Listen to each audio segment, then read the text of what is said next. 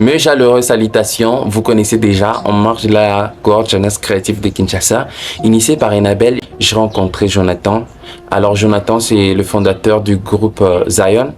Zion qui évolue dans l'organisation des événements culturels et artistiques à Kinshasa, tout comme en Bujimaï.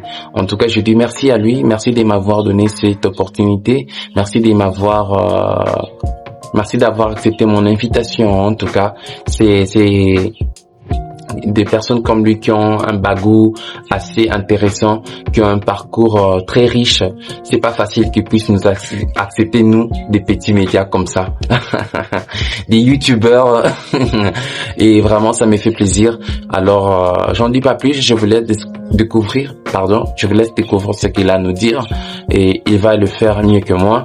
Et merci beaucoup. Merci de vous abonner. Merci de suivre cette vidéo jusqu'à la fin. Merci de partager, liker. En tout cas, ça permet à la chaîne de grandir. Ça permet à la chaîne d'être beaucoup plus, d'être recommandée, en tout cas par YouTube, par les algorithmes de YouTube. Merci beaucoup. Merci. Je m'appelle Jonathan Kadima Moulouaï. Je suis un jeune entrepreneur culturel congolais. Fondateur du groupe Zion RDC, qui est une structure spécialisée dans la production audiovisuelle et artistique, le développement de l'événementiel dans tous ses aspects et la promotion de l'entrepreneuriat en RDC. Voilà, je suis intéressé par l'industrie culturelle et créative. Voilà pourquoi je me sens dans ma peau. J'organise des événements culturels.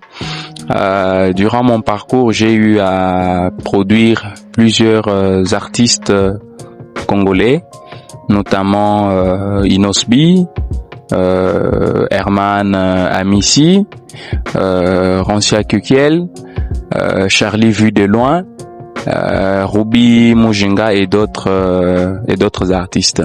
Le groupe Zion exerce à Mbujimaï, au Kasaï oriental et à Kinshasa.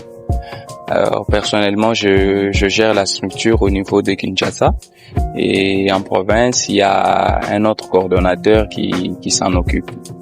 En fait, au départ, j'avais créé le groupe Zion parce que j'avais constaté que plusieurs artistes en RDC manquaient de cadre d'expression pouvant leur permettre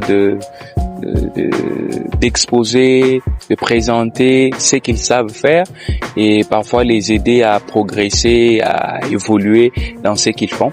Alors j'avais créé la structure pour essayer d'encadrer les jeunes artistes, dessinateurs, peintres, sculpteurs, slameurs, chanteurs, humoristes, cinéastes, etc., afin de leur offrir des cadres d'expression et leur permettre de se faire découvrir et évoluer en fait dans ce qu'ils font. Parce que vous vous rendrez compte qu'en RDC, nous avons beaucoup de talents.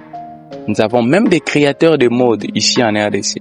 Mais vu qu'il n'y a pas de cadre d'expression, il n'y a pas vraiment un accompagnement structuré.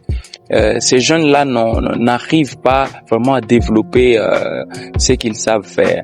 Alors c'est ainsi que nous avions créé la structure pour organiser des événements, créer des cadres d'expression afin de permettre à ces artistes-là d'émerger dans leur art.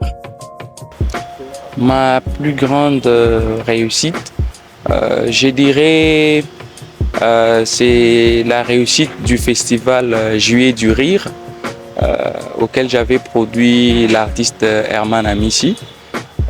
C'était une activité qui avait rempli une salle. Donc la salle était pleine au point où on n'avait plus de place. Donc à l'intérieur, c'était plein.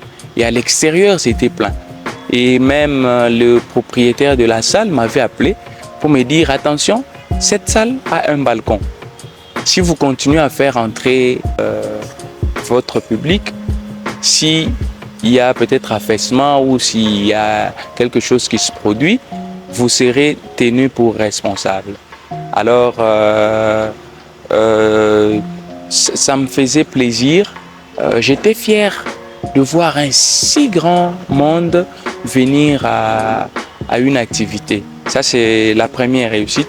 La deuxième réussite, c'est que j'avais quand même réussi à produire un grand artiste comme Inosbi. Vous savez, produire Inosbi, c'est pas facile. Je suis encore jeune et réussir à déplacer et à produire un tel artiste, c'était vraiment une fierté pour moi. Je ne dis pas que ce que j'ai fait est déjà parfait, mais j'ai encore beaucoup à apprendre et beaucoup de choses à améliorer. Voilà, les défis sont énormes. Vous savez, dans notre secteur, nous souffrons plus du problème des financements. Trouver les financements est parfois compliqué. Vous vous retrouvez dans un monde où parfois les relations priment. Certains sponsors n'accompagnent que des personnes qu'ils connaissent ou privilégient leurs relations.